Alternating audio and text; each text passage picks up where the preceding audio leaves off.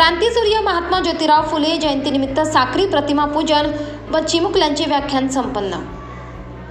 जनग्रामीण पत्रकार संघ व साक्री तालुका प्रेस क्लब यांच्या संयुक्त विद्यमाने साक्री येथे महात्मा फुले यांच्या प्रतिमेचे पूजन साक्री पोलीस निरीक्षक हर्षवर्धन गवळी, प्राचार्य नरेंद्र तोरणे, जनग्रामीण पत्रकार संघाचे तालुका अध्यक्ष प्रकाश वाघ, साक्री तालुका प्रेस क्लबचे अध्यक्ष बाळकृष्ण तोरणे, मुख्याध्यापक विद्यानंद पाटील, सामाजिक कार्यकर्ते राजेंद्र वाघ, जिल्हा परिषद सदस्य विजय ठाकरे, संदीप माळी, पशुधन विकास अधिकारी डॉक्टर दिलीप लोखंडे, प्रेस क्लबचे कार्याध्यक्ष जगदीश शिंदे, जितेंद्र जगदाळे, संगपाल मोरे, नाना ढालवाले, वंचित बहुजन आघाडी तालुका अध्यक्ष शरद वाघ, ज्ञानेश्वर शिवदे, नानासाहेब वाघ, भाऊसाहेब वाघ, नितीन मोहिते, शांतीलाल पाटील, राज चव्हाण, योगेश महाजन, महेश अहिरराव, विनोद महाजन, प्रवीण पाटील, संतोष सोनवणे यांच्या हस्ते करण्यात आले।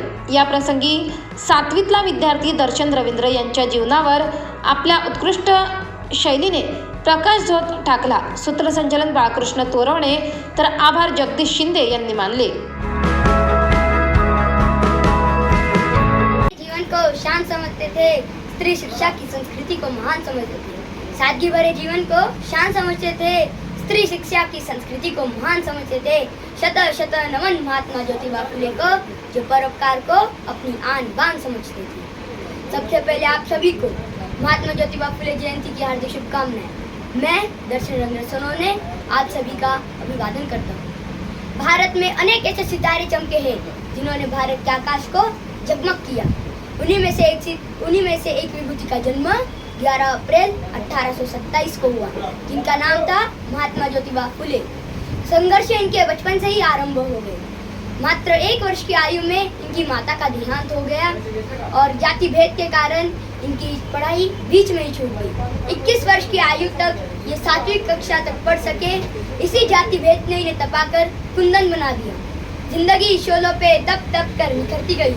जिंदगी शोलों पे तप तप के निखरती गई। जितनी ध्वस्त हुई उतनी संवरती गई। 1840 में इनका विवाह सावित्रीबाई फुले से हुआ, जो इनके जीवन से प्रभावित थी। एक शिक्षिका बनी और स्त्री शिक्षा के लिए कदम उठाए। दोनों पति पत्नी के लक्ष्य एक होने पर मिलकर संघर्ष किया और नारियों को शिक्षा, दलितों को शिक्षा, विधवा विवाह और ब्राह्मणों से शादियों के मांगलिक कार्यों को बंद करवाने का ऐसा साहस किसी ने नहीं किया था। इनकी इसी बुलंद आवाज ने समाज में क्रांति की लहर ला दी।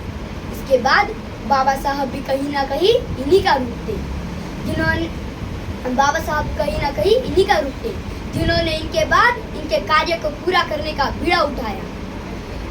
मेरे पावन मन मंदिर का मानव ही भगवान है, मानवता की आराधना में मेरा लक्ष्य महान है। आज का दिन हम सबके लिए प्रेरणा का दिन है।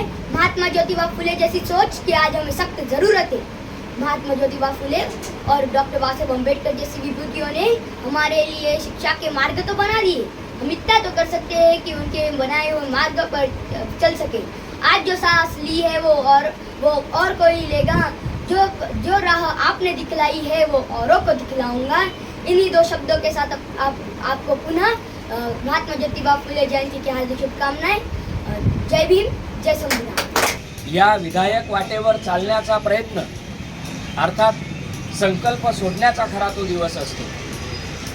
ज्या महात्मा ज्योतिराव फुलेंनी शिक्षणाची गंगा प्रत्येकाच्या घरात पोहोचवण्याचं काम केलं आणि त्यामुळेच आज समाजातील सर्व माता भगिनी आपल्याला प्रत्येक क्षेत्रामध्ये आपली वाटचाल करताना दिसत आहे। आणि हे सारं करत असण्याचं श्रेय हे निश्चितपणाने ज्योतिरावांना जातं, की ज्या ज्योतिरावांनी हे धाडस केलं नसतं तर कदाचित पुन्हा एकदा हाच समाज अद्यापपर्यंत खास खळग्यांमध्येच राहिला असता। त्याच्यामुळे मी महात्मा ज्योतिराव फुलेंना विनम्र अभिवादन आजच्या जयंतीनिमित्ताने करतो। या ठिकाणी उपस्थित आदरणीय साक्री पोलीस ठाण्याचे पोलीस निरीक्षक गवळी साहेब, आमचे मार्गदर्शक प्राचार्य तोरवणे सर, लोकमतचे प्रतिनिधी विद्यानंद पाटील, आमच्या जनग्रामीण पत्रकार संघाचे अध्यक्ष प्रकाशजी वाघ, आमचे ज्येष्ठ बंधू डॉक्टर दिलीपजी लोखंडे, धुळे जिल्हा परिषदेचे सन्माननीय सदस्य विजू नाना ठाकरे, या सर्वांसोबतच उपस्थित असलेल्या सर्वच मान्यवरांचा आभार मानतो आणि हा कार्यक्रम संपला असे जाहीर करतो.